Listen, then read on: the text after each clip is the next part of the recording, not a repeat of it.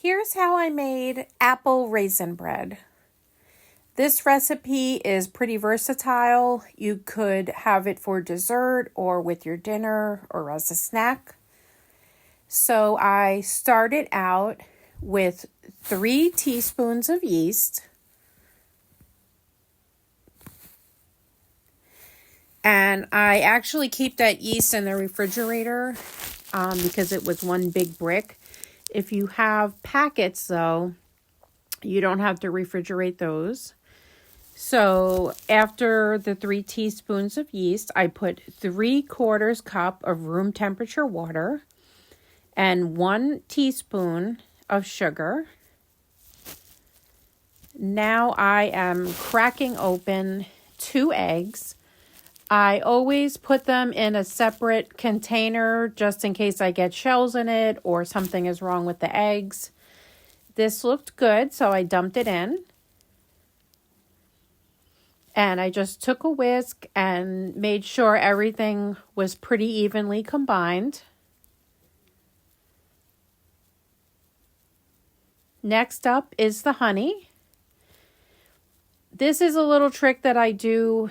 It's totally not necessary, but if you put a little bit of nonstick spray on the cup before you measure things that are really sticky like honey, it will come out of the cup so much easier than if you didn't have anything on there. So the honey was 1/4 cup, and I just tried to mix it through. Next up is applesauce, and this was 1/2 cup, and I just gave everything a little mix. This is 1/4 cup of vegetable oil. And right here, I'm squeezing 1/2 of a lemon. I had this actually left over from yesterday. I needed about a tablespoon, so the 1/2 of the lemon gave me enough. And I did a little strainer on the cup so the seeds didn't go in. And I mixed everything all up. That was the end of the wet ingredients. And now I'm starting to measure the flour. So this recipe takes 4 cups of flour. And it is a little easier to measure your dry ingredients in a cup like this rather than that clear cup that I was using earlier for the liquid ingredients. This will give you a much more precise measurement because you're able to take the other thing and just kind of like pack it down and scrape over the top. It's way more accurate. So at this point, I'm asking myself, why did I put my hand in here? I thought this dough was going to be more like a dough and not a batter because I haven't made this recipe in quite some time. And it wasn't. It's more like a batter. So if you guys make this, you can use a spoon or a spatula. You don't really have to knead it like it's dough. It's more like batter. And next up for the dry ingredients is raisins. This was 3/4 of a cup, and I absolutely love raisins. So I looked at it, and then I was like, yeah, I think I'll put a little more. So I added a little more raisins. Let's call it a heaping 3/4 of a cup of raisins. And I added that in to the dough. And next up is diced up apples.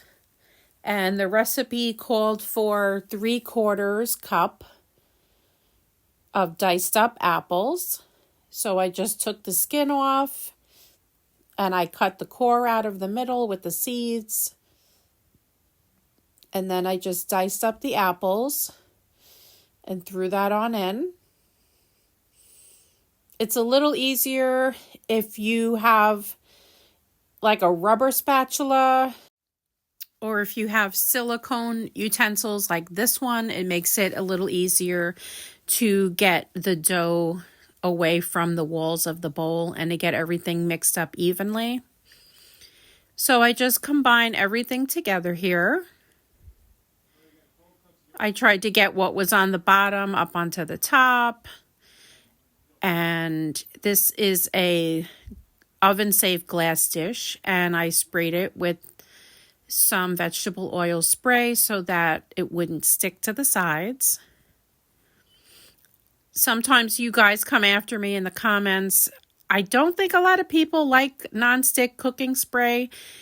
If you don't like it, you don't need to use it here. You could try Crisco, putting it on a paper towel and coating this pan. You could try butter. If you had a silicone loaf pan, that would work. Or maybe even putting parchment paper around it. But this doesn't really bother me. So I sprayed it and put the dough in. And I put it in the oven. I did not preheat the oven. So when I put it in is when I put the oven on. And I cooked this at 350 degrees for 70 minutes.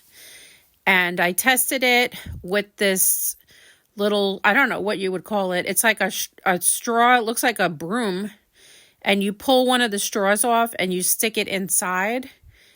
And if it doesn't come out sticky and wet, that's how you know that the bread is done. So this was done after 70 minutes. And I let it cool on this wire rack for quite some time while I went and did something else. And at this point, it was dinner time and we were ready to eat it. And it was nice and cool.